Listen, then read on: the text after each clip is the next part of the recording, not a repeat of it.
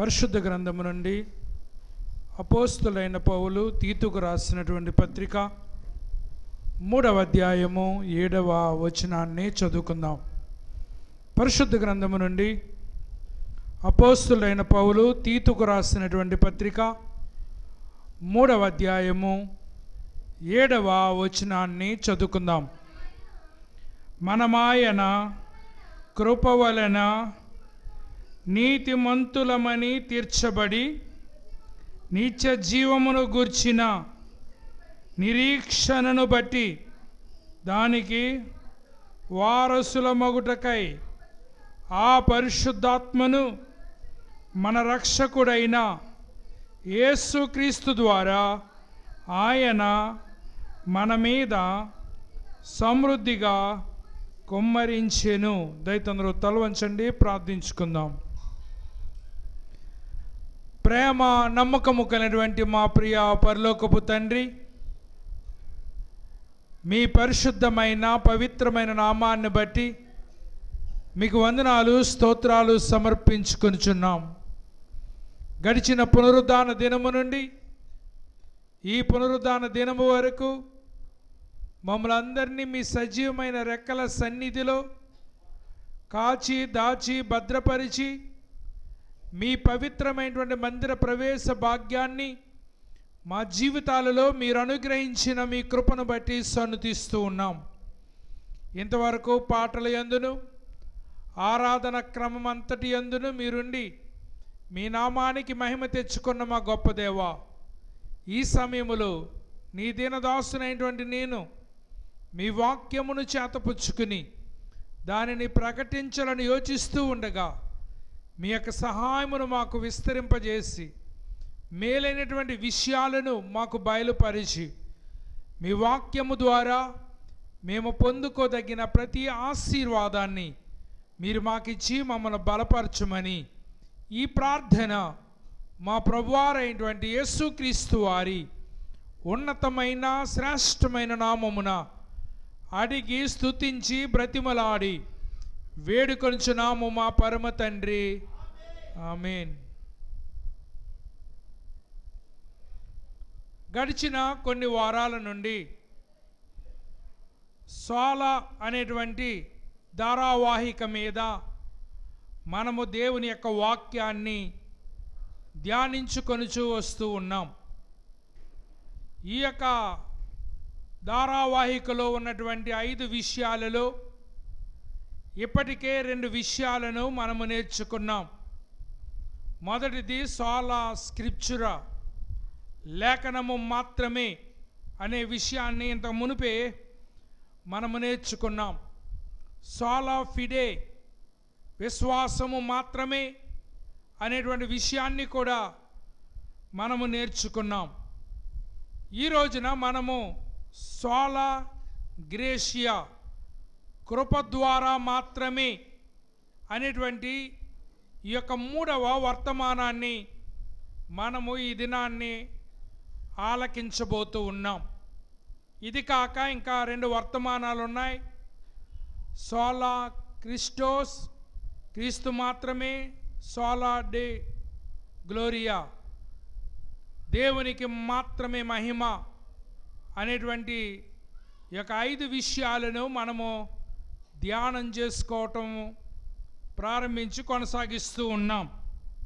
ప్రియులారా, కృప ద్వారా మాత్రమే అనేటువంటి ఈ యొక్క సందేశంలో 4 విషయాలను మీ ఎదుట నేను ఉంచాలని ఆశపడతా ఉన్నాను. What does this doctrine mean? ఈ సిద్ధాంతం యొక్క అర్థం ఏమిటి అనే దాని గురించి మొదటిగా మనం ఆలోచన చేయబోతున్నాం. What is the true human condition? మానవుని నిజమైన స్థితి ఏమిటి అనే దానిని రెండవదిగా మనం ఆలోచన చేయబోతున్నాం. What does the Bible say about grace? Bible కృపను గూర్చి ఏమి చెబుతుంది అనేటువంటి దానిని మూడవదిగా మనం ఆలోచన చేయబోతున్నాం. What difference does sola gratia make? కృప మాత్రమే ఏమి వ్యత్యాసాన్ని కలిగిస్తుంది అనే విషయాన్ని నాలుగవదిగా మనము నేర్చుకొనబోతూ ఉన్నాం. ప్రియులారా, ఈ యొక్క వర్తమానాన్ని ఒక ప్రముఖమైనటువంటి వ్యక్తి పలికినటువంటి మాట ద్వారా నేను ప్రారంభించాలనుకుంటున్నాను. ఆయన కిమ్ రేడల్ బర్గర్ అనేటువంటి ఆయన క్యూర్ అనేటువంటి ఒక సంస్థలో ఆయన పనిచేస్తూ ఉన్నారు. క్యూర్ అనేటువంటి సంస్థకు మరి యొక్క అర్థం ఏంటంటే క్రైస్తవులందరూ కలిసి పునరుద్ధరణ కొరకు, సువార్త కొరకు పనిచేసేటువంటి ఈ యొక్క సంస్థగా ఈ యొక్క సంస్థ ఉంది. కృప మాత్రమే అంటే దాని అర్థం ఏంటంటే రెండు విషయాలను మనకు తెలియజేస్తూ ఉంది. కృప ద్వారా మనము దేవుని ఉగ్రత నుండి తప్పించబడుతూ ఉన్నాము, లేక నరకము నుండి తప్పించబడుతున్నాము. రెండవది, మనం ఆలోచన చేసినట్లయితే మనలో ఏ మంచి లేదు, దేవునిలో ఉన్న మంచిని బట్టి మనము దేవుని ఉగ్రత నుండి అలాగే నరకము నుండి తప్పించబడుతున్నాము అనే విషయాన్ని మనమందరం కూడా గ్రహించాలి. ఇంకో మాటలో చెప్పాలంటే దేవుడు మంచోడు, మనలో ఏ విధమైనటువంటి మంచి లేకపోయినా దేవుడు నరకపాశము నుండి మనల్ని తప్పిస్తున్నాడు అనే విషయాన్ని మీరందరూ కూడా గమనించాలని మనవి చేస్తూ ఉన్నాను. మనం ఇక్కడ ఒక ప్రశ్న అడుగుదాం. మంచోళ్ళందరూ పరలోకంలోకి వెళ్ళిపోతారా? మంచోళ్ళందరూ పరలోకంలోకి వెళ్ళిపోతారా?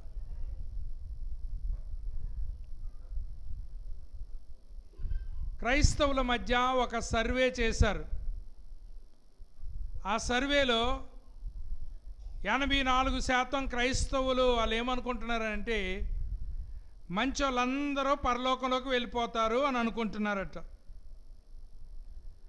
100 మందిలో 49 మంది అనుకుంటున్నారట దేవుడు సహాయం చేస్తాడు, కానీ మనకు మనం కూడా సహాయం చేసుకోవాలి అని కొంతమంది అంటున్నారు. మరికొంతమంది ఏమంటున్నారనంటే క్రీస్తు ఒక్కడే పరలోకానికి మార్గం కాదు, ఇంకా మార్గాలు ఉన్నాయని క్రైస్తవుల మధ్య నమ్ముతున్నారట. ఇలాగా క్రైస్తవుల మధ్య రకరకాల అపోహలు అనేటువంటివి ఉన్నాయి. భూలోకంలో చాలామంది ఏం నమ్ముతున్నారనంటే మంచోళ్ళు పరలోక రాజ్యములోనికి వెళ్తారని నమ్ముతున్నారు. కానీ అది నిజం కాదు. ఎందుకు నిజం కాదనంటే మీకు అర్థం అవ్వాలంటే ఒక విషయం చెప్తున్నాను. ఒక క్లాస్ రూమ్ ఉందనుకోండి, ఆ క్లాస్ రూమ్లో తెలివైన వాళ్ళు ఉంటారు, అనగా బాగా చదివే వాళ్ళు ఉంటారు, తెలివి తక్కువ వాళ్ళు ఉంటారు, బాగా చదవలేని వాళ్ళు ఉంటారు, మంచోళ్ళు ఉంటారు, చెడ్డవాళ్ళు అనగా రకరకాల వ్యసనాలకు అలవాటైపోయిన వాళ్ళు కూడా ఉంటారు.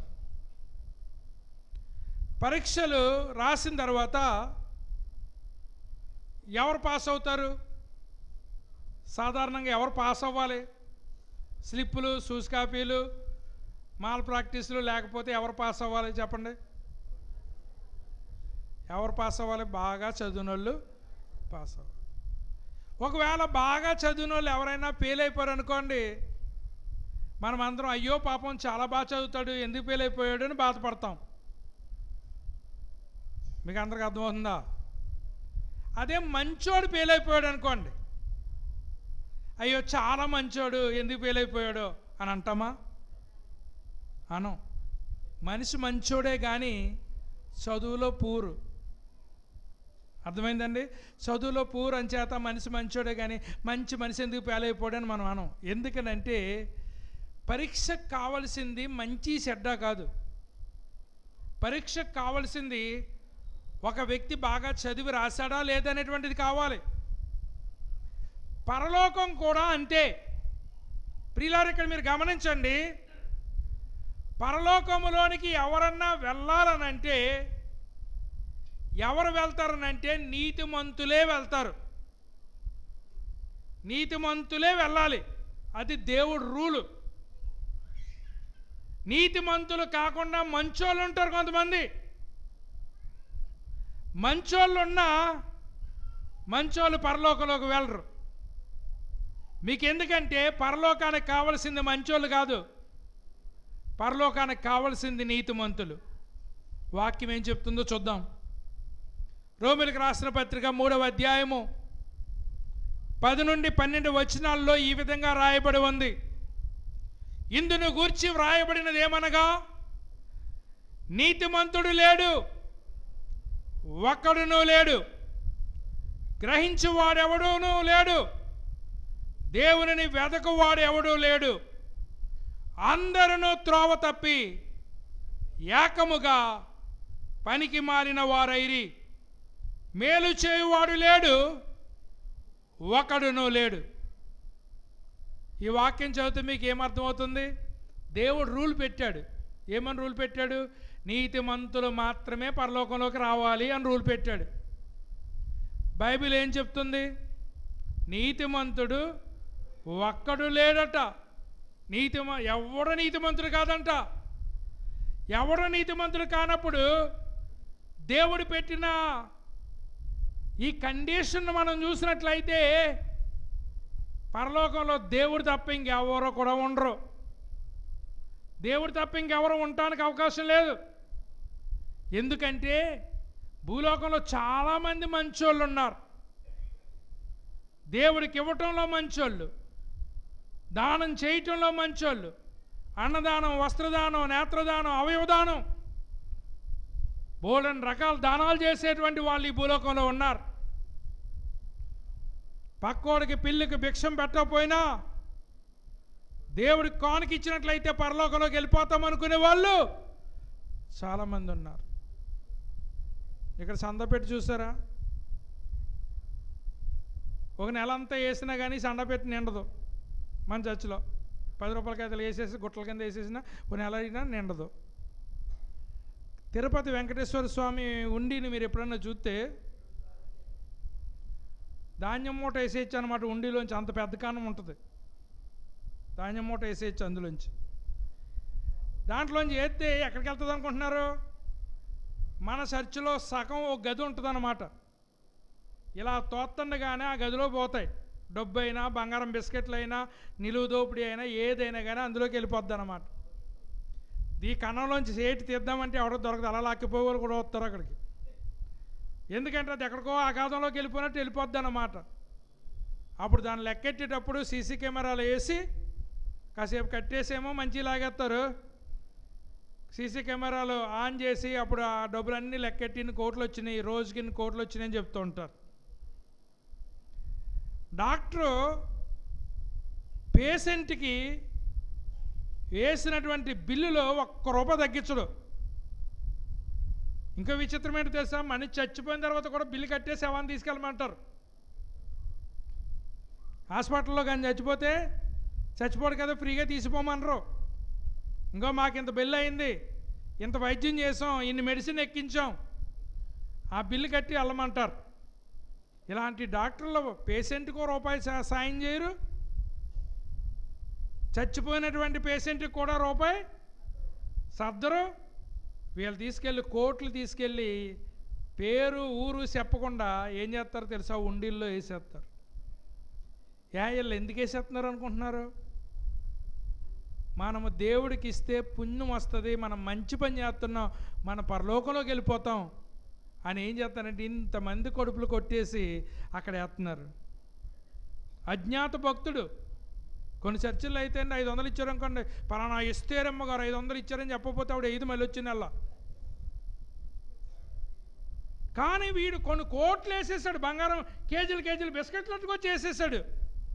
అసలు ఎవడేసాడో ఎవడికి తెలీదు. ఎందుచేతనంటే అజ్ఞాత భక్తుడు ఇన్ని కోట్లు వేసాడని చెప్తారు తప్ప ఎవడేసాడో ఎవడికే తెలియదు. పేరు ఊరు చెప్పకుండా వేసేస్తాడు. ఎందుకంటే పుణ్యం వస్తుంది, ఇది మంచి, నేను దేవుడికి ఇస్తే మంచి జరుగుతుంది, నేను పరలోకంలోకి వెళ్ళిపోతాను అని అనుకుంటున్నాడు. కానీ దేవుడు ఏం చెప్తున్నాడనంటే పరలోకంలోకి రావాలనంటే నువ్వు మంచోడు అయితే సరిపోదు, నువ్వు నీతిమంతుడు అయి ఉండాలి. నీతిమంతుడు అయితేనే నువ్వు పరలోకంలోకి వస్తావు.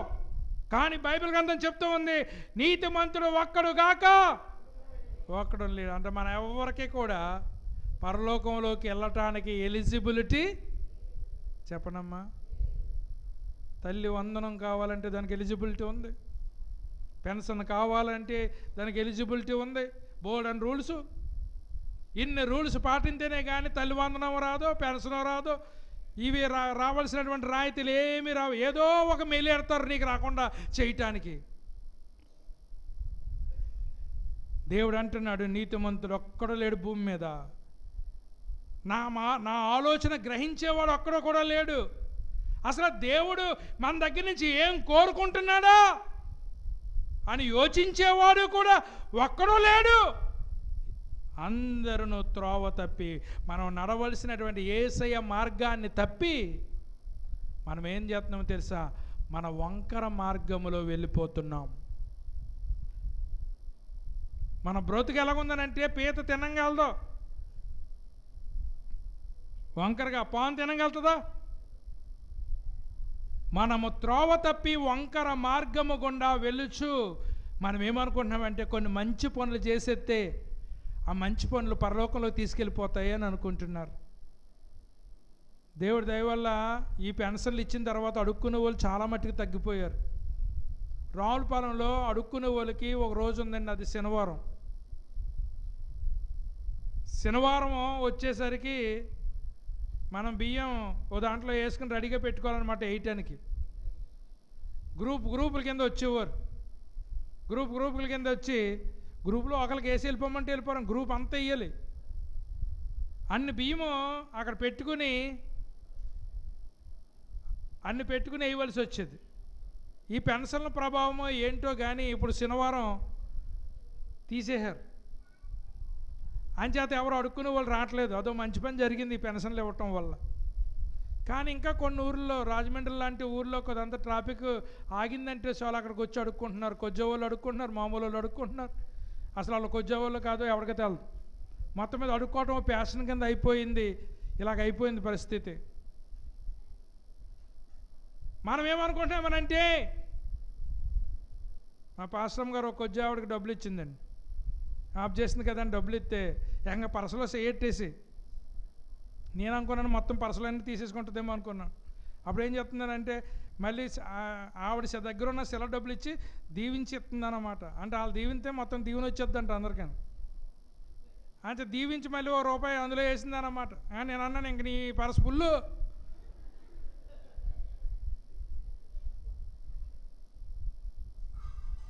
జనాలు ఏమనుకుంటున్నారనంటే,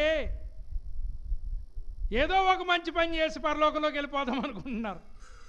ఎన్ని చెడ్డ పనులు చేసినా ఏదో ఒక మంచి పని చేసినట్లయితే మన పరలోకంలోకి వెళ్ళిపోతామని అనుకుంటున్నారు.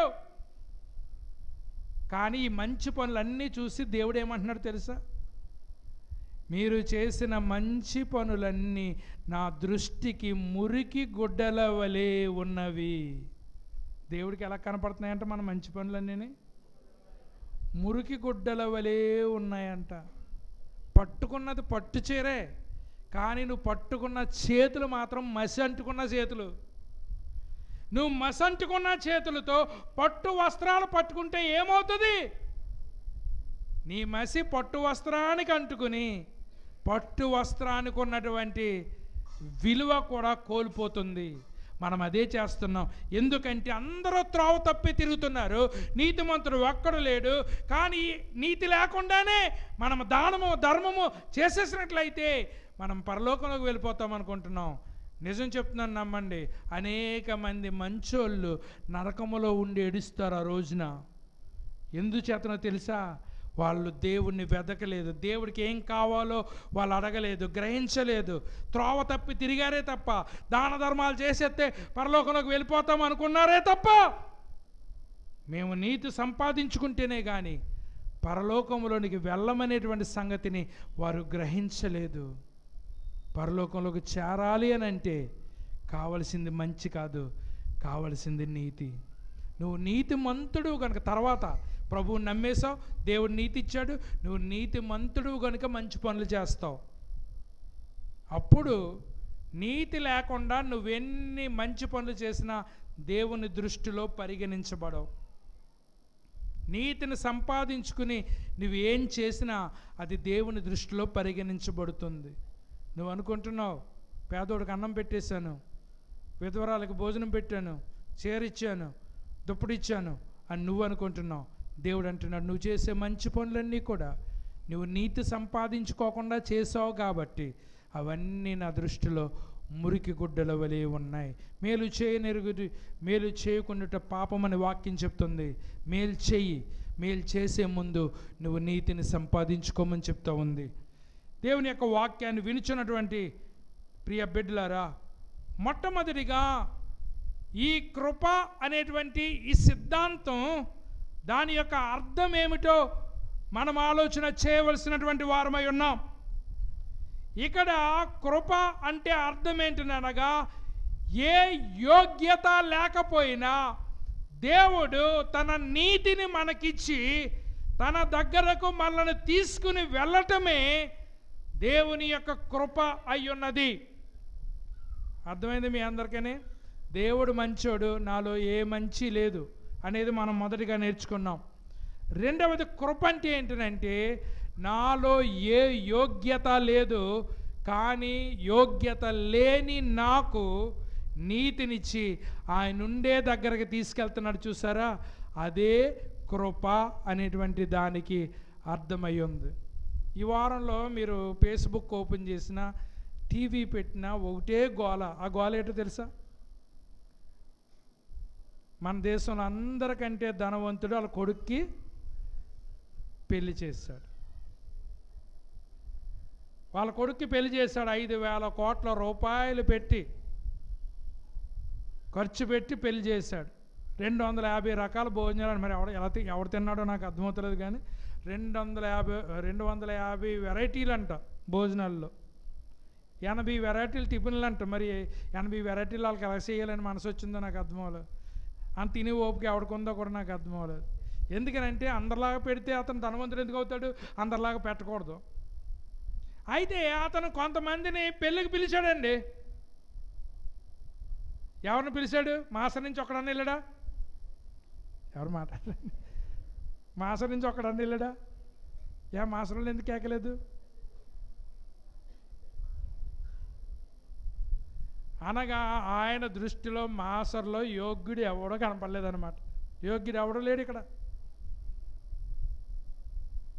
ఎవరిని పిలిచాడనంటే ధనవంతులను, పేరుగాంచిన వారిని, యోగ్యులు అనుకునే వారిని పిలిచాడు.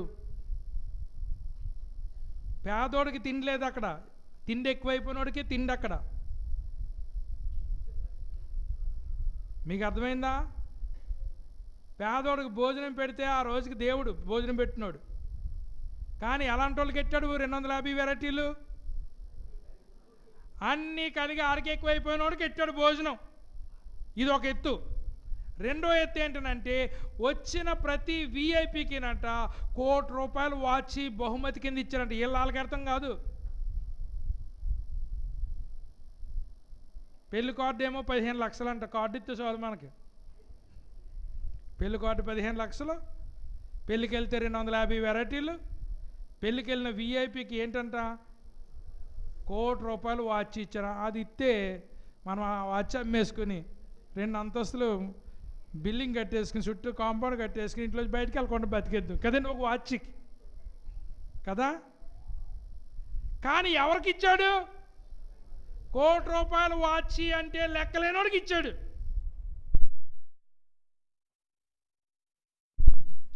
సామాన్యుడికి ఇవ్వలేదు. కనుక ఆయన ఎవరిని పిలిచాడనంటే యోగ్యులైన వారిని పిలిచాడు. అప్పుడు మనం అందరం ఏమంటాం? ఎవడ గొప్ప, అడికి కావాల్సిన కేకేసుకున్నాడు, ఎవడ గొప్ప. మన మాసలు తిట్టవలసి వస్తే బాగా తిడతారు కదమ్మా. ఎవడ గొప్ప? అమ్మాయిని పెళ్లి చేసుకుంటే ఎవడ గొప్ప? నాకేమన్నా ముద్దెట్టా, ఓ బూరెట్టా?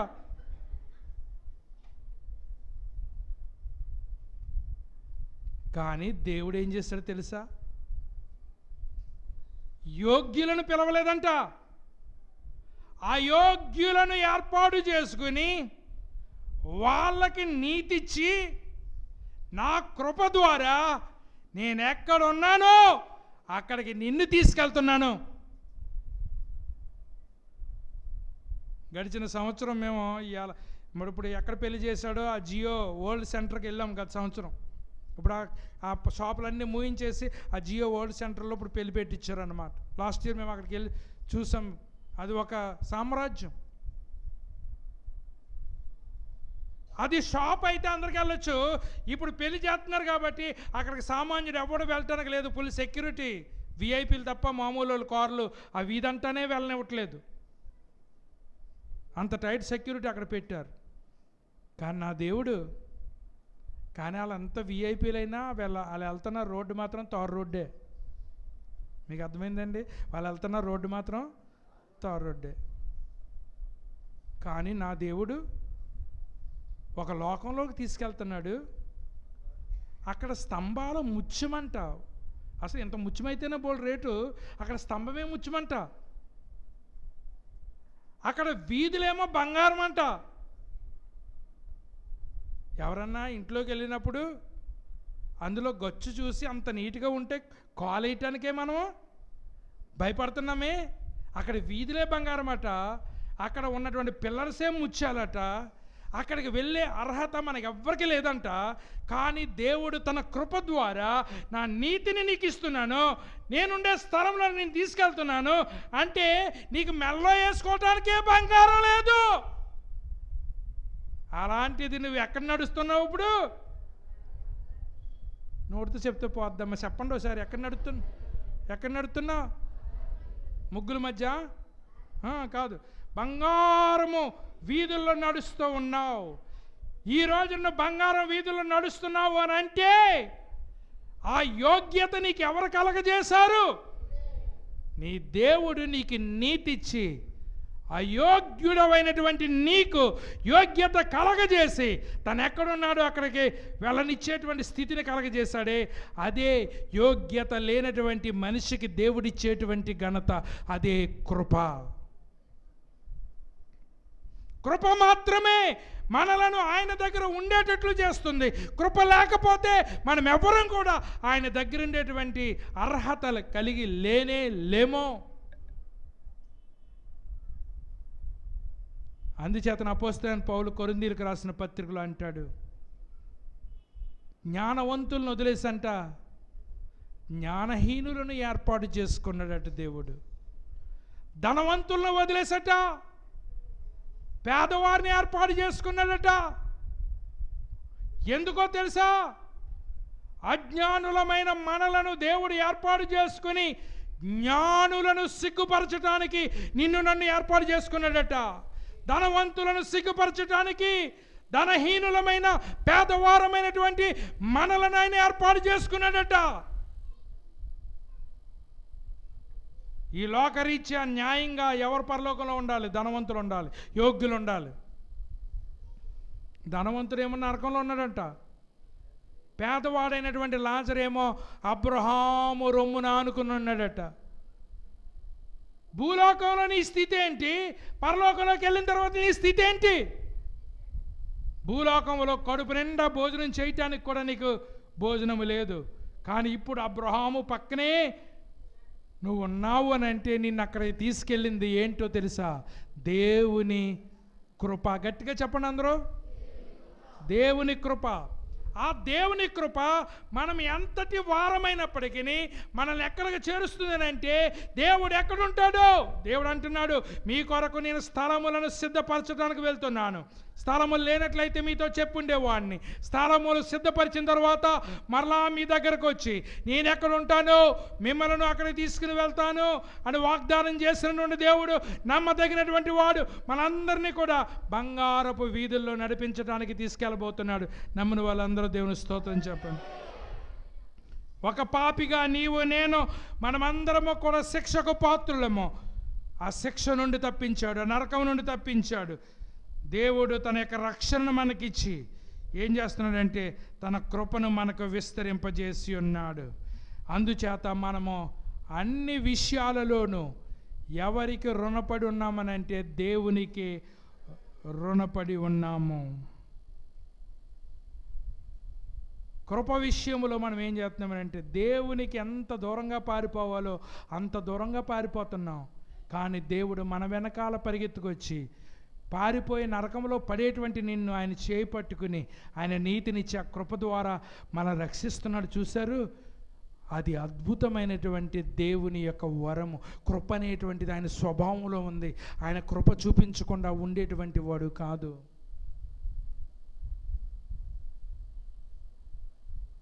దేవుడు మాట వినలేని తర్వాత మనం దేవుడి దగ్గర నుంచి ఏమి ఎక్స్పెక్ట్ చేయాలి? దేవుడు మాట వినలేని తర్వాత దేవుడి దగ్గర నుంచి మనం ఏమి ఎక్స్పెక్ట్ చేయాలి? మాట అంటే ఎవరని ఏం కోరుకోవాలి? దేవుని శాపాన్ని కోరుకోవాలి, దేవుని కోపాన్ని కోరుకోవాలి. దేవుడి మాట వినలేదు కాబట్టి. యోనా దేవుడి మాట వినలేదు, దేవుడు చెప్పిన దానికి ఆపోజిట్లో చేశాడు. అవునా కాదా? అవునా? చేప మింగేసిన తర్వాత చేప కడుపులో ఉండి ఏం ప్రార్థన చేస్తున్నాడు తెలుసా? కృపాధారము నీవే. ఏంటి? దేవుడా, నువ్వు నా ప్రార్థన ఆలకించక్కర్లొద్దు. ఎంచేతనంటే నీ మాట నేను వినలేదు కాబట్టి నువ్వు నా ప్రార్థన ఆలకించక్కర్లొద్దు. కానీ నువ్వు కృప కలిగిన దేవుడు, నా తప్పులన్నీ మన్నించి నా మీద కనికరము చూపించేటువంటి శక్తి కలిగినటువంటి దేవుడు గనుక నా కృపాధారము ఎవరై ఉన్నారనంటే నా దేవుడే. ఇన్ని తప్పులు చేసినోడిని దేవుడు క్షమించాడా? తన బిడ్డగా చేసుకున్నాడా? తన బిడ్డ ద్వారా పరిచర్య జరిగించాడు. ఎందుకంటే దేవుని కృప ఎంత గొప్పదనంటే శిక్ష పొందవలసిన మనకు ఆయన ఏం చేస్తున్నాడనంటే ఆయన శిక్ష విధించకుండా కాపాడుతున్నాడు. చూసారు, అది దేవుని యొక్క కృప ఉన్నది అనేటువంటి విషయాన్ని నేను మీకు జ్ఞాపకం చేస్తూ ఉన్నాను. రెండవది, మానవుని యొక్క నిజమైన స్థితి ఏమిటి? ఈ రోజున మీలో ఎంతమందికి మీరు ఎక్కడి నుంచి వచ్చారో గుర్తుంది? చాలామందికి డాబాలు ఉన్నాయి, మేడలు ఉన్నాయి, ఏసీలు ఉన్నాయి. మీలో ఎంతమందికి నిజంగా మీరు ఎక్కడి నుంచి వచ్చారో గుర్తుందా? ఎవరు అసలు నా ఇంకా కూడా చూస్తలేదు వాళ్ళు. మీరు ఎక్కడి నుంచి వచ్చారు?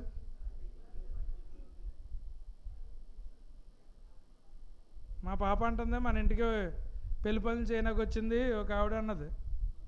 నేను అన్నాను, పైనుంచి కింద కలుక్కొచ్చేమని అన్నాను. మీకు అర్థమైందా? ఇంతకుముందు ఏం చేసేవాళ్ళం? పెళ్ళి అయితేనే అలుక్కునే వాళ్ళం. ఇప్పుడు ఈ రోజున ఏం చేస్తున్నాం? కడుక్కుంటున్నాం, లేదా తడిగొట్టాడుతున్నాం. నీ స్టేజ్ గుర్తొచ్చిందా? నువ్వు ఏ స్థితిలో ఉండేవాడువో నీకు గుర్తుందా? ఆగరు, నువ్వు ఎక్కడి నుంచి వచ్చావు, ఎక్కడ వెళ్తావు? ఇంట్లో పని చేయడానికి వచ్చిందంట, ఓనర్లాగా వెళ్ళిపోతుంది ఇంట్లోంచి బయటికి. ఇప్పుడు దేవుడు జ్ఞాపకం చేస్తున్నాడు, నువ్వు ఎక్కడి నుంచి వచ్చావు, ఎక్కడికి వెళ్తున్నావు? మనం ఎవరం కూడా ఎప్పుడూ కూడా మనం ఏ స్థితిలోంచి వచ్చామో దాన్ని ఎప్పటికీ కూడా మర్చిపోకుండా ఉంటేనే నువ్వు అభివృద్ధి చెందుతావు. ఎప్పుడైతే నువ్వు మర్చిపోయావో దేవుని యొక్క ఉగ్రత నీకు వెంటనే రాదో, ఖచ్చితంగా ఒకరోజు నీ మీదకు వచ్చి తీరుతుంది. కనుక మన వాస్తవ స్థితిని మనమందరం కూడా గ్రహించాలి. కొన్ని వాక్యాలు చెప్తున్నాను. మనం ఏ కండిషన్లో ఉండేవాళ్ళం, దేవుడు కృప చూపించకపోతే మన పరిస్థితి ఏంటి? నేను చదువుతాను వాక్యం, మీరు వినండి. ఎఫెసీయులకు రాసిన పత్రిక 2వ అధ్యాయము 1వ వచనములో మొదటి కండిషన్ చెప్తా ఉంది. మీ అపరాధముల చేతను పాపముల చేతను మీరు చచ్చిన వారై ఉండగా ఆయన మిమ్మును క్రీస్తుతో కూడా బ్రతికించెను. కండిషన్ నెంబర్ 1, మనం ఎలా ఉండేవాళ్ళమంట? పాపాల్లోనూ అపరాధాల్లోనూ చచ్చిన వారి వలె ఉండేవాళ్ళమట. ఇంకా సంపాలా వీడిని, ఇప్పటికే చచ్చాడు అంటారు. సావలపోయినా ఎందుకంటారో తెలుసా? కొంతమంది మాటలతో చంపేసే వాళ్ళు ఉంటారు. మన కండిషన్ ఏంటి? ఏ కండిషన్లో ఉండేవాడువో నువ్వు ఏ కండిషన్లోకి వచ్చావు? మనమందరము కూడా పాపాలతో చచ్చిపోయామట, పాపాల్లో చచ్చిపోయామట. కానీ ఈ రోజున మనం బ్రతుకున్నామనంటే క్రీస్తుతో పాటు దేవుడు మనల్ని బ్రతికించాడు కాబట్టి మనం బ్రతుకున్నాం. ఇది మొదటి కండిషన్. రెండవది, కొరింథీయులకు రాసిన 2వ పత్రిక 4వ అధ్యాయము 4వ వచనం తెలియజేస్తుంది, దేవుని స్వరూపి అయి ఉన్న క్రీస్తు మహిమను కనపరుచు సువార్త ప్రకాశము వారికి ప్రకాశింపకుండు నిమిత్తము ఈ యుగ సంబంధమైన దేవత అవిశ్వాసులైన వారి మనోనేత్రములకు గుడ్డితనము కలగజేసెను. మొట్టమొదటి నీ కండిషన్ ఏంటి? నువ్వు చచ్చినోడిలాగా ఉన్నావు ఇంతకుముందు. రెండవది నీ కండిషన్ ఏంటి? నువ్వు గుడ్డి వాళ్ళలాగా ఉన్నావు. నువ్వు యథార్థతను, సత్యాన్ని చూడలేనటువంటి యేసు ప్రభువారి యొక్క వెలుగును చూడలేనటువంటి పరిస్థితిలో ఉన్నావు. This is condition number 2.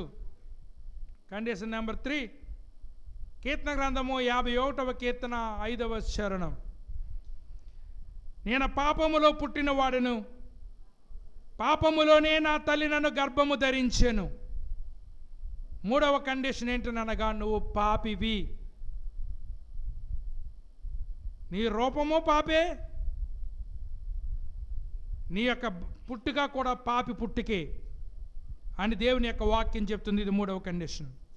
నాలుగవ కండిషన్, ఇర్మియా గ్రంథము 17వ అధ్యాయము 9వ వచనం, హృదయం అన్నిటికంటే మోసకరమైనది, అది ఘోరమైన వ్యాధి కలది, దాన్ని గ్రహింపగలిగిన వాడు ఎవడు? ఇది 4వ కండిషన్. నీ హృదయం అంట మోసంతో నిండుందట. దేంతో నిండుందమ్మా? ఎవరినో మోసం చేస్తున్నాను అనుకుంటున్నావు నువ్వు. ఎవరినో మోసం చేస్తున్నావు? నిన్ను నువ్వే మోసం చేసుకుంటున్నావు.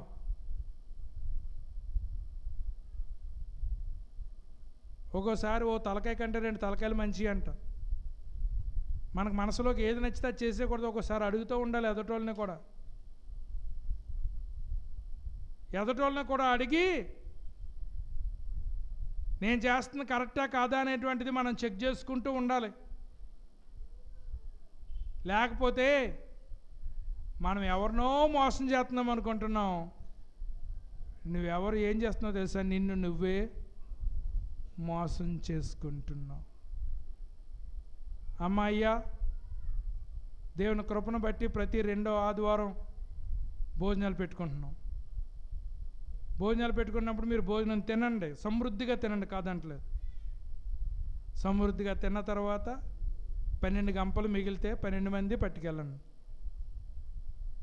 మాకొద్దు, మిగిలిందంతా 12 గంపలు మీరే పట్టుకెళ్ళి. అంతేగాని ఎదరోళ్ళు తినకుండా నువ్వు తినేసేసి మళ్ళీ నువ్వు బియ్యం తెచ్చిన బాక్స్లో బియ్యం దాంట్లో వేసేసుకొని నువ్వు పట్టుకెళ్ళిపోవటం వల్ల నువ్వేమనుకుంటున్నావంటే ఎవరు చూడలేదు తిన్నట్టుగా నటించి నేను బాక్స్లో వేసుకెళ్ళిపోయాను అనుకుంటున్నావు.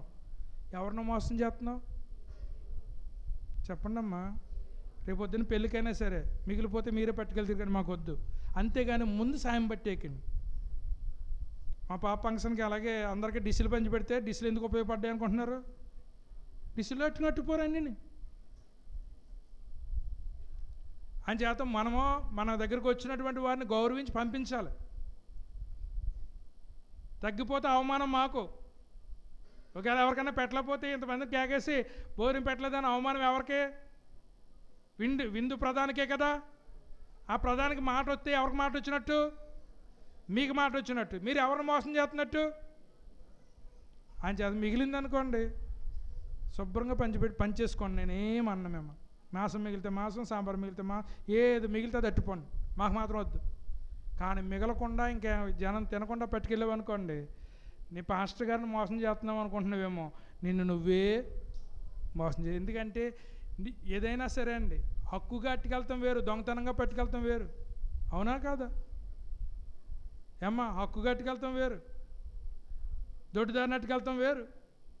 అడిగావనుకోండి ఇస్తారు, డైరెక్ట్గా అట్టుకెళ్ళొచ్చు. అదే దొంగతనం అనుకో, కొంగు చోటుని ఇలా వెనక్కెట్టేసి నువ్వెవరిని మోసం చేస్తున్నావు, నిన్ను నువ్వే మోసం చేసుకుంటున్నావు. అంచేత ఎవరినో మోసం చేయట్లేదు, నిన్ను నువ్వే మోసం చే. ఎంతోమంది చెప్తున్నారు ఏంటి తెలుసా, చక్కని జీవితం అమ్మా, నువ్వు పాడు చేసుకోకమ్మా, ఈడేంటమ్మా నీకు బస్సు డ్రైవర్ దొరికాడు, లారీ డ్రైవర్ దొరికాడు, నువ్వు చదువుకున్నావమ్మా, నువ్వు చక్కని పెళ్ళైన బాగా చదువుకున్నవాడిని, ఉద్యోగం వచ్చేవాడిని చేసుకోవచ్చు కదమ్మా అంటే, నాకు ఈడు తప్ప ఇంకెవ్వడో, నాకు ఈడు తప్ప, వీడికి బుల్లెట్ ఉంది, నాకు వీడి తప్ప ఇంకెవడో కనపడతలేదు, ఆడి కోసం చచ్చానే చచ్చిపోతాను కానీ నా పాలసీ, నా ఐడియా మాత్రం నేను. కొన్నాళ్ళు అయిపోయిన తర్వాత అందరి మాట నేను ఎందుకు వినలేదు, ఇప్పుడు నాకు అర్థమవుతుంది. అందరి మాట ఎందుకు వినలేదు ఇప్పుడు అర్థమవుతుంది. ఇప్పుడు అర్థమైనా మేము ఏం చేయలేము ఇంకా. ఎందుకంటే మోసం చేసింది ఎదటోళ్ళని కాదు, నిన్ను నువ్వే. చెప్పనమ్మా ఆ చక్కని మాటలు పలకని నోటితోటి, నిన్ను నువ్వే మోసం చేసుకున్నా. మరి వాక్యం ఏం చెప్తుందంటే, హృదయం అన్నిటికంటే మోసకరమైందంట, ఘోరమైన వ్యాధి కలదంట. నువ్వెవరినో మోసం చేస్తున్నాను అనుకుంటున్నావు, నిన్ను నువ్వే మోసం చేస్తున్నావు అనేటువంటి సంగతి నువ్వు మర్చిపోయి బ్రతుకుతున్నావు. ఇది మన కండిషన్. యేసు ప్రభువు చెప్తున్నారు లోకాసు వార్త 19:10 నశించిన దానిని వెదకి రక్షించుటకు మనుష్య కుమారుడు వచ్చానని అతనితో చెప్పాను. మనం ఏ కండిషన్లో ఉన్నాం? 5వ కండిషన్ ఏంటనగా, మనము నశించిపోయేటువంటి కండిషన్లో ఉన్నాం. మేకలాగా ఉంటే ఎన్ని రోజులైనా బాగానే ఉంటుంది. మేకను కోసేసిన తర్వాత మాంసం ఏమవుతుంది? రోజుకి ఏమైపోతుంది? కుళ్ళిపోతూ ఉంటుంది. అది తినటానికి పనిచేయదు, దేనికి పనిచేయనటువంటి పరిస్థితి కలిగి ఉంటుంది. నీ కండిషన్ ఏంటంటే, నువ్వు ఆత్మలో చనిపోయావు కనుక నువ్వు నశించిపోతున్నటువంటి కండిషన్లో ఉన్నావు. ఇది నీ పూర్వపు స్థితి. ఇలాంటి కండిషన్లో ఉన్న నిన్ను నువ్వు మార్చేసుకోగలవా? వాక్యం చదువుతుంది ఇర్మియా ప్రవచన గ్రంథం 13:23. ఈ వాక్యం ఎవరైనా చదవండి అమ్మా, చక్కని వాక్యం ఇది. ఇర్మియా ప్రవచన గ్రంథము 13:23 దొరికిన గమ్మున చదవండి. కూషు దేశస్థుడు తన చర్మమును మార్చుకొనగలడా? చిరుత పులి తన మచ్చలను మార్చుకొనగలదా? మార్చుకొనగలిగిన ఎడల కీడు చేయుటకు అలవాటు పడిన మీరు మేలు చేయ వల్లపడును. కొంతమంది బుద్ధి మారదుగాక ఎన్ని వాక్యాలు చెప్పండి, వాళ్ళ బుద్ధి మారదుగాక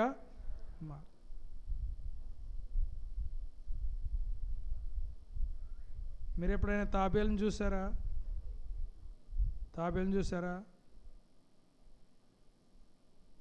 గొట్టు మీద తేలుందంట, తాబేలేమో నీటిలో ఉందంట.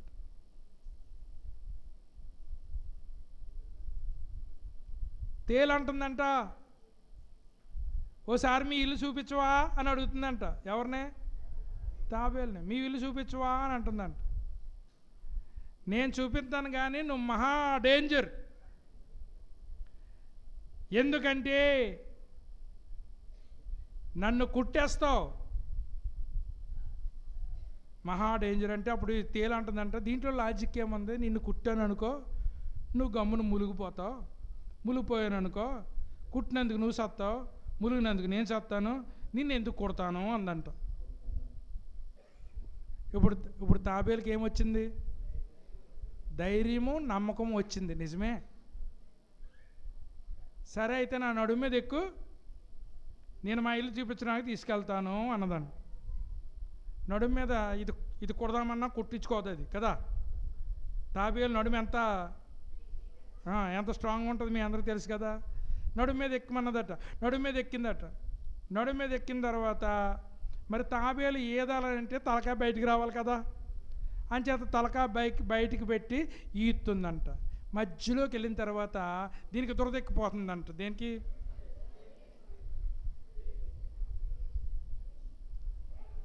తేలికి దురదెక్కిపోతుందట. దురదెక్కిపోయి ఇంకొండబట్టలేక ఏం చేసిందో తెలుసా? ఆ తలకాయ మీద లొడుక్కుని కోటేసిందట. లాజిక్ నువ్వే చెప్పావు కదా గొట్టు మీద ఉన్నప్పుడు. నన్ను కుడితే నేను మునిగిపోతాను, నువ్వు సత్తావు. మరి దీంట్లో లాజిక్ ఏముంది? నువ్వు నన్ను కుట్టావు, ఇప్పుడు నేను మునిగిపోతాను కిందకి, నువ్వేమో నీటిలో ఈదలేక సత్తావు అంటే అప్పుడు అన్నదంట, ఇది నా గుణం కాదు, నా స్వభావం ఇంతే అన్నదంట. గుణం అయితే మార్చుకోవచ్చు, స్వభావం మార్చలేము. కొంతమంది స్వభావం ఏంటనుకుంటున్నారు? కూషు దేశస్థుడు, నల్ల చర్మాన్ని కలిగి ఉంటాడు. మైకేల్ జాక్సన్ తప్ప ఇంకెవరో మార్చుకోలేదు చర్మాన్ని. మనకు తెలిసినోడు మైకేల్ జాక్సన్ ఒకడే. నాకు నల్లగా ఉండటం ఇష్టం లేదని తెల్లగా మార్చుకున్నాడు. దానివల్ల బోల్డ్ కాంప్లికేషన్లు వచ్చినాయి. 150 సంవత్సరాలు బతుకుదాం అనుకున్నాడు, 50 సంవత్సరాలు చచ్చిపోయాడు. ఇది అసాధారణంగా జరిగేది. కూషు దేశస్థుడు తన చర్మాన్ని మార్చుకోగలడా? రంగు మార్చుకోగలడా? చిరుతపులి తనకున్నటువంటి మచ్చలను మార్చుకోగలదా? దేవుడు ఏం మాట్లాడుతున్నాడంటే ఇది అసంభవం, ఇది జరగనిది. అది ఎంత అసంభవమో మీరు మారటం కూడా అంతే అసంభవం. ఎందుచేతనంటే మిమ్మల్ని మీరు మార్చుకోలేరు, దేవుడు మారిస్తే తప్ప. దేవుడు మారిస్తే తప్ప మీరు మారరు. మా పాతింటి దగ్గర మా ఇంటి వెనకాల కోలగూడ ఉండేది. ఎంతమంది గుర్తున్నదో లేదో. పాతిల్లు ఇంటి వెనక. అప్పుడు మరి చాలామంది కోళ్ళు అట్టుకొచ్చేవారు, పెంచుకునేవారు, కోళ్ళు అట్టుకొచ్చేవారు. అట్లన్నీ మేపనాక ఏం చేసేవాళ్ళం? ఆ కోలగూడలో వేసేవాళ్ళమండి. కోలగూడ ఇంటి వెనకాల ఉంటుంది కాబట్టి ఇంటి వెనకాల నుంచి ఎన్ని గుడ్లు ఎట్టిపోయినాయి ఆవిడకే తెలదు. ఒక ఆవిడ రోజు కోలగూడ దగ్గరికి వచ్చి గుడ్లు ఎట్టిపోతుందంట. అన్ని కోళ్ళు ఏ గుడ్డు ఎడుతుందో ఏది గుడ్డు ఎడుతుందో తెలియదు కదా. ఓసారి ఎక్కడికో చర్చికి వెళ్తే ఆ పాస్టర్ గారు ఉదాహరణగా నన్ను గుడ్డు దొంగిలించావు అన్నాడట.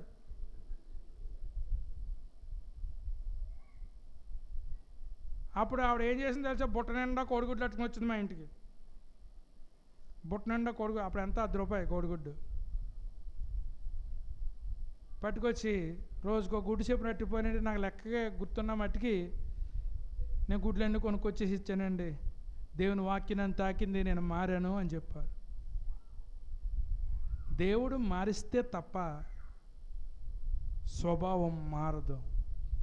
దేవుడు ఆత్మ మనలోనికి వచ్చి మన స్వభావాన్ని మార్చేసి, ఇంతకుముందు నీ క్యారెక్టర్ వేరు, ఇప్పుడు నీ క్యారెక్టర్ వేరుగా మార్చేస్తాడు. మన గతంలో మన స్థితి ఇది. ఒకడు అనుకున్నాడంట, నా దేవుడితో సంబంధం లేదు, నాకు నేనే బాగు చేసుకోగలను అనుకున్నాడట. ఆళ్ళో ఓ దెయ్యం ఉండేదంటండి. అన్నాడంట, దెయ్యమా వెళ్ళిపో, ఇంకా ఎన్ని రోజులు నాలో ఎన్ని రోజులు ఉంటావు, నువ్వు వెళ్ళిపో అన్నాడట. దెయ్యం పోన్లే పాపం, ఎప్పుడు వెళ్ళిపోమనలేదు, ఇవాళ ఫస్ట్ కంటే వెళ్ళిపోమన్నాడు అని చెప్పేసి దెయ్యం కూడా వెళ్ళిపోయిందంట. వీడు అనుకుంటున్నాడు, దేవుడి సహాయం లేకుండానే నేను దెయ్యాన్ని వెళ్ళగొట్టాను, నన్ను నేను బాగు చేసుకోగలను, దేవుడు నాకు అక్కర్లేదు అనుకుంటున్నాడంట. దెయ్యం బయటికి వెళ్ళి షికారుకి వెళ్తేనంట 7 దెయ్యాలు షికారులు కొడుతున్నాయంట బయట. 7 దెయ్యాలు. అమ్మా, ఈ దెయ్యం వెళ్ళి 7 దెయ్యాలను కలుసుకుందట. కలుసుకుంటే ఒకరి బాధ ఒకరు కూడా ఒకరు అలబుచ్చుకుంటున్నారంట.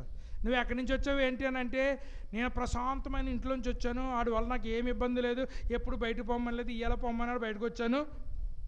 మరి మీరేం చేస్తున్నారు 7 అని అంటే, చోటు దొరక్క తిరుగుతున్నాం, ఏదైనా మంచి ప్లేస్ దొరికితే బాగుంటుందేమో. అయితే మా ఓడికంటే మంచి ప్లేస్ ఇంకేది లేదు, మీరు కూడా వచ్చేయండి నాకు అని ఆ 7 దెయ్యాలను తీసుకుని వచ్చేసిందంటే ఈ దెయ్యం. ఇప్పుడు ఎన్ని దెయ్యాలైనాయి? 8 దెయ్యాలైనాయి.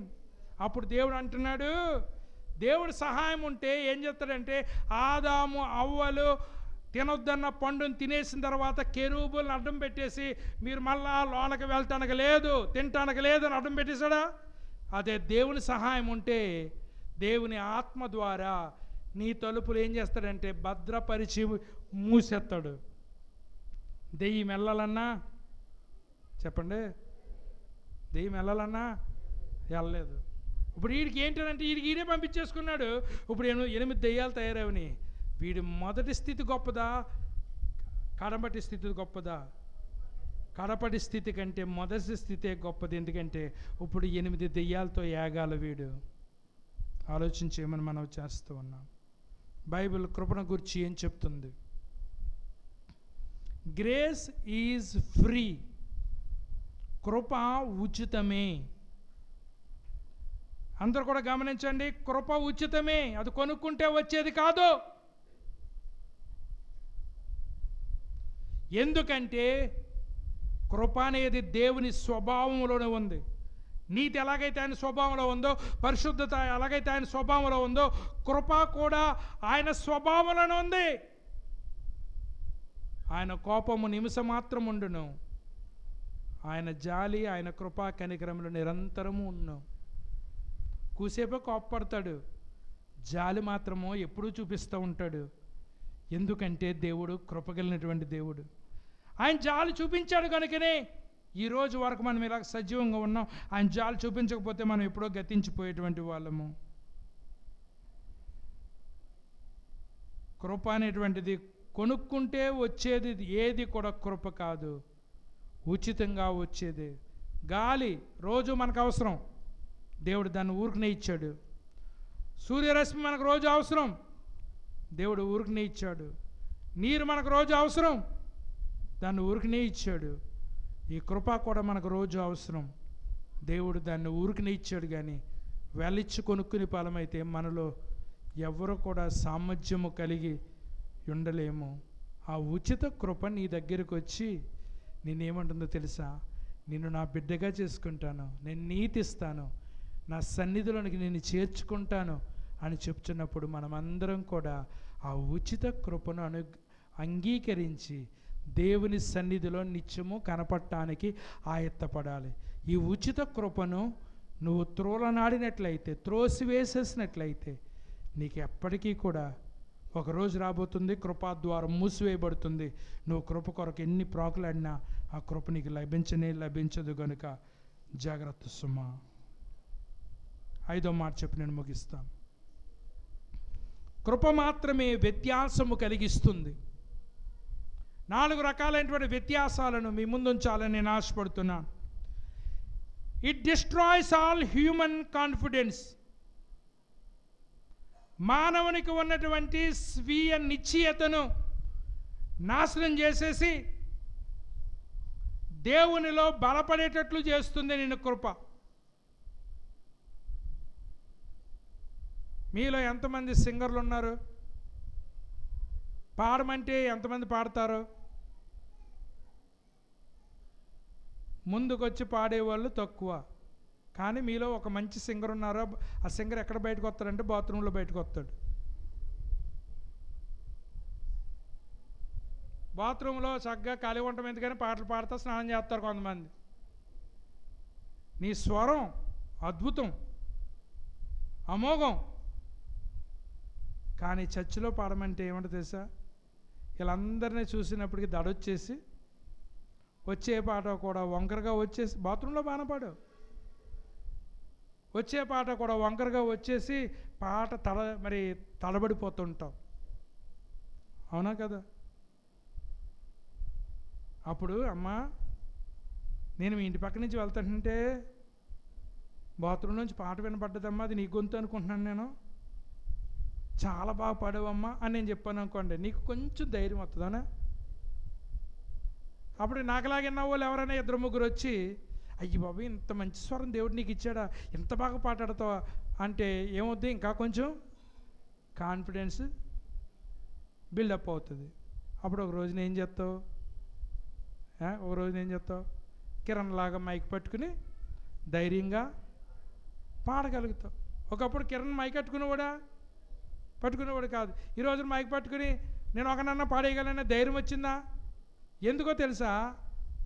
ఒక మనిషిని ప్రోత్సహిస్తే ఏమొస్తుందనంటే సెల్ఫ్ కాన్ఫిడెన్స్ వస్తుంది. కానీ ఎంత సెల్ఫ్ కాన్ఫిడెన్స్ ఉన్నా ఏదో ఒక రోజున ఏమవుద్దో తెలుసా?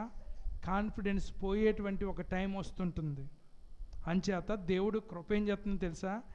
నమ్మకం నీ మీద కాదు, నీ టాలెంట్ మీద కాదు, నేను కృపనిస్తున్నాను, నేను ధైర్యపరుస్తున్నాను, నేను నీతో ఉన్నాను, నువ్వు నిలబడు. రెండవది, God's grace frees us from having to win God's favour. దేవుణ్ణి మనం ఇంప్రెస్ చేయక్కర్లేదు. ఇంప్రెస్ పాస్టర్ గారిని చేయగలవు, ఇంప్రెస్ పెద్దలను చేయగలవు, ఇంప్రెస్ విశ్వాసం చేయగలవు, కానీ దేవుడిని ఎవరు కూడా ఇంప్రెస్ చేయలేరు. ఎందుకంటే ఏమిచ్చి నువ్వు ఆయన్ని ఇంప్రెస్ చేయగలవు? నువ్వు ఆయన దగ్గర ఏం లేదని. ఆకాశం నాది, భూమి నాది, వెండి నాది, బంగారం నాది. అనిల్ అంబానీ కంటే ఉన్నవాడు ఎవరో? నా దేవుడు. ఆ దేవుడు అనిల్ అంబానీ పిలవలేదని నాకు బాధ లేదు, కానీ నా దేవుడు నన్ను కృప ద్వారా పిలుస్తున్నాడు. You are worthy, come unto me. నా దగ్గర ప్రయాసపడి భారం మోసుకుంటున్న సమస్తమైన వారు నా ఎదుగు రండి, నేను విశ్రాంతిని మీకు కలగచేద్దును. అంబానీ కంటే గొప్ప పిలుపు దేవుడిచ్చాడు. ఎందుకంటే అంబానీ భూమిని కొనగలడు కానీ ఆకాశాన్ని కొనలేడు, సముద్రాన్ని కొనలేడు. అవన్నీ ఎవరియో తెలుసా? నా తండ్రి. నా తండ్రి నన్ను ఏం చేస్తున్నా తెలుసా? అర్హత లేని నాకు అర్హత ఇస్తున్నాడు. దేవుని ఇంప్రెస్ చేసి సంపాదించుకునేది కాదు దేవుని కృప, దేవుడు ఉచితంగా మనకిస్తుంది. మూడవది, grace enables us to serve God without fear. దేవుని సేవ భయము లేకుండా చేసేటట్లు చేస్తుంది దేవుని కృప. గొలియాతు దగ్గర నిలబడ్డవాడు ఎవడైనా సరే గొలియాతుని చూసి భయం వేసేసి, బాబోయ్ మేము కొట్టలేమని వచ్చేస్తున్నారు. చిన్న పిల్లోడు దావీదు గొలియాతు ముందు నిలబడి, ఈ సున్నతి లేనటువంటి వీడిని ఈ రోజున నేను సంహరిస్తాను. ఎందుచేతనో తెలుసా? నేను దేవుని నామమును బట్టి నిలబడుతున్నాను వీడిని కొట్టడానికి. వీళ్ళందరూ మజుల్స్ని బట్టి, ఆయుధాలను బట్టి నిలబడుతుంటే, ఈయన దేని బట్టి నిలబడ్డాడు? యెహోవాను బట్టి నిలబడుతున్నాను. చూసారా? భయం పోయింది, ధైర్యం వచ్చింది. చిన్న రాడుతో పెద్ద మనిషిని పడగొట్టేసి అతని కత్తితోనే అతని తల నరికేసి తలట్టుకుని యెబూసు కొండ యెరూషలేముకు వచ్చాడు. ఇంత ధైర్యము దావీదులో నుండి ఎక్కడి నుంచి వచ్చింది? దేవుడు ఈ చిన్నోడికి ఏమిచ్చాడు తెలుసా? పెద్ద కృప ఇచ్చాడు. దేవుని కొరకు నిలబడగలిగాడు. నాలుగవది, grace take the pressure of in your witness. దేవుని కొరకు సాక్ష్యం చెప్పేటప్పుడు నీ మీద ఉన్న ఒత్తిడిని కృప దూరం చేస్తుంది. పౌలు గారు సాక్ష్యం చెప్తున్నాడు, రాజు వింటున్నాడు. రాజు మనసే మెల్ట్ అయిపోతుంది.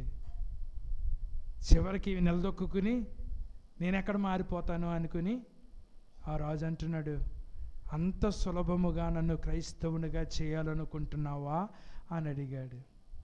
ఇవాళ క్రైస్తవుడిగా మారితే దేవుని కృప ద్వారా నువ్వు దేవుని కృపను సంపాదించుకుని నువ్వు రక్షణ పొందుకుంటే రేపొద్దున మాడిపోకుండా ఉంటావు. ఈ రోజున దేవుని కృపకు దూరం అయిపోతే నువ్వు అక్కడ మాడిపోతావు. ఆ మాడిపోయే స్థితి నుండి దేవుడు మనల్ని తప్పించి తన కృప ద్వారా ఆయన కొరకు సాక్షికరంగా మనం నిలబెడుతున్నాడు. అందుచేత మనమందరం కూడా, దేవుడా నీవిచ్చిన ఉచితమైన కృపను బట్టి నీకు వందనాలు స్వామి, నీ కృప నాకు కావాలి, నీ కృప లేనిదే నేను ఒక్క క్షణం కూడా నేను బ్రతకలేను ప్రభువా అని దేవుడు మనకిచ్చిన రక్షణను కృప ద్వారా మాత్రమే పొందుకున్నామని ఎరిగి దేవునికి కృతజ్ఞత కలిగి ఆయనకి ఇష్టమైనటువంటి ప్రజలుగా జీవించటానికి ఆయత్తపడదాం. అట్టి కృప పరిశుద్ధాత్మ దేవుడు మనందరికీ అనుగ్రహించి నడిపించునుగాక.